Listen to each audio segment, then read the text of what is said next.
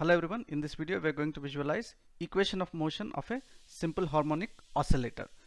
Now when we talk of simple harmonic oscillator, in textbook we find these two examples, pendulum and spring mass. The force responsible for the motion is known as restoring force. In case of a simple pendulum, it is given as minus mg sine theta, or for a spring mass system it looks like a polynomial where x is the position with respect to the unstretched spring position.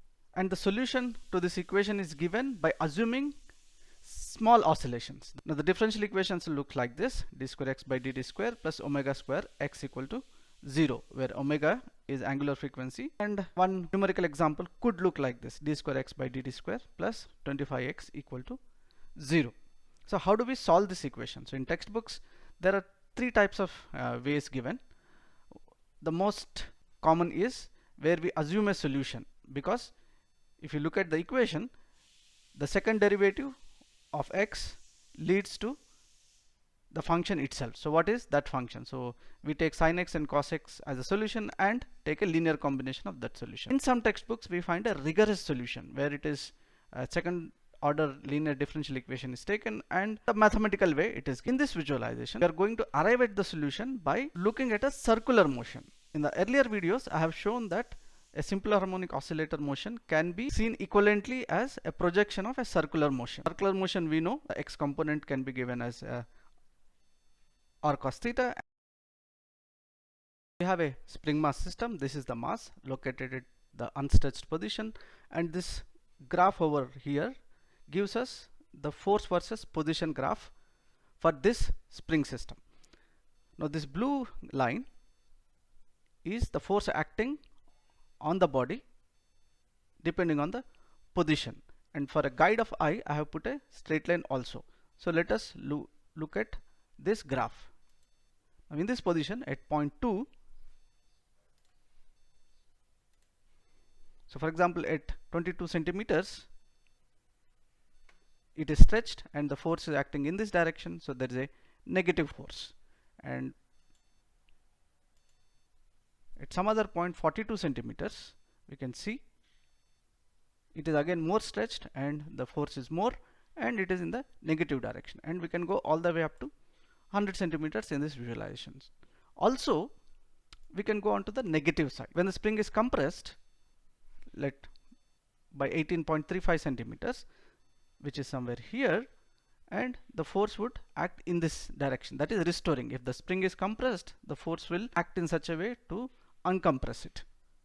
Similarly some other position and some other position, and -1. So this is the actual force acting on the mass depending on the compression or stretching. Now what do you mean by small oscillation? Now if we look at a small region over here around 0.4, minus 0.4 to plus 0.4, it is linear. That is, let me put it here, from this point onwards until about this point the force is linear, that is kx term is there. And if you go little more, it is deviating from kx and the force is deviating from the linear behavior. So this is what we mean by small oscillation. So if this is the spring, then small oscillation would mean that any oscillation with an amplitude of 40 centimeters is considered a small oscillation. Now let us also visualize the position and force as vectors. Now what is mean by position vector? We draw the position vector from the 0 to where the object is located. For example, the object is here or here. On the negative side it points towards the left. Now how does the force vector look? So for this let us put acceleration vector. So force is mass times acceleration. It is easy to visualize in terms of the length. Now this color indicates acceleration vector and the black color indicates position vector. So it is compressed, it is now coming to 0. Now this is unstretched, so there is no force acting on it. Now it is stretched and then the force is acting in this direction, and this is acceleration vector. Both will be of same magnitude. This is what we mean by restoring force. Now let us look at the solution part by comparing the motion to a circular motion. For that I have this visualization window. First let us look at the simple harmonic oscillator. What is its position, acceleration and velocity vectors. So this slider over here can be used to place the harmonic oscillator of the spring mass system at desired position. For example, it is at this position. The color here indicates what quantity we are selecting. The red color over here is for position. Now let us see the velocity vector. So velocity vector tells us in which direction it is moving and with what speed it is moving. So presently it is here, it is moving this side, so it is drawn from 0. Now don't worry about these numbers are written for position. Velocity, the axis system should be numbered in a different manner, but presently I am not showing you the magnitude, I am only interested in the direction. So it is pointing in this direction. Anyway, this is 0 for the velocity vector. So the object moves, that is speed is increasing, and then again it is still moving in the left, but speed is decreasing. That's why the arrow size is decreasing. Now the object is moving towards right and it is speeding up. That's why the arrow size is increasing. What about acceleration? Let us start from this position. Now we have stretched the spring and we have not yet left it. So the force is acting in this direction. So the stretching is maximum, hence the force is also maximum. So once we leave it, it starts moving, and when it comes to the center, there is 0 force. And when it is compressing, the force acts in this direction. So now these are the vectors of the simple harmonic oscillator. Now let us look at the vectors of the circular motion. Now the position vector of a circular motion.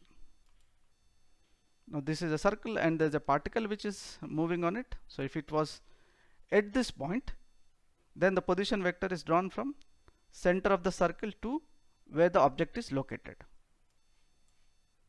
So if this object is moving, and so the position vector also moves in a circle.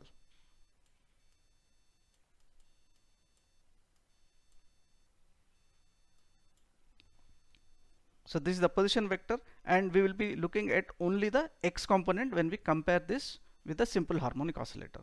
Let us look at the velocity. So velocity, as we know, points. It is points in this direction. For example, the object is here, it will point tangential to the circle at that point.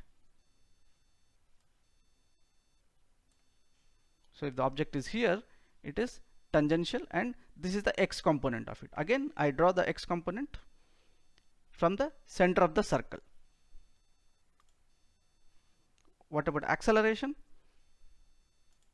As we know, as the object moves on the circle, the acceleration is drawn from the point where the object is located to the center of the circle, and this is the x component and this is the y component. Again, this for showing the x component, I will draw from the center of the circle to this. This is shifted and translated this side. So it goes something like this.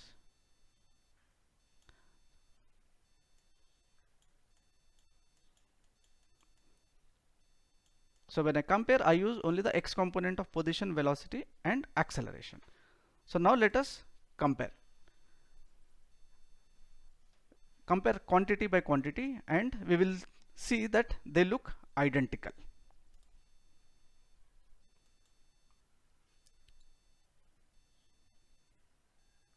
So the position vector of simple harmonic oscillator and circular motion at any given point of time, they are identical. What about velocity? Let's draw the velocity again.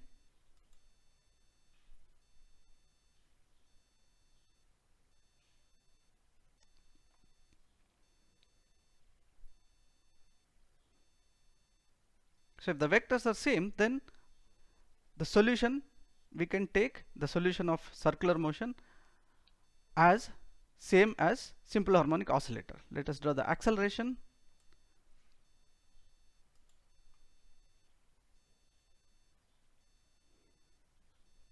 So circular motion x component, we know it is given as r cos omega t plus phi,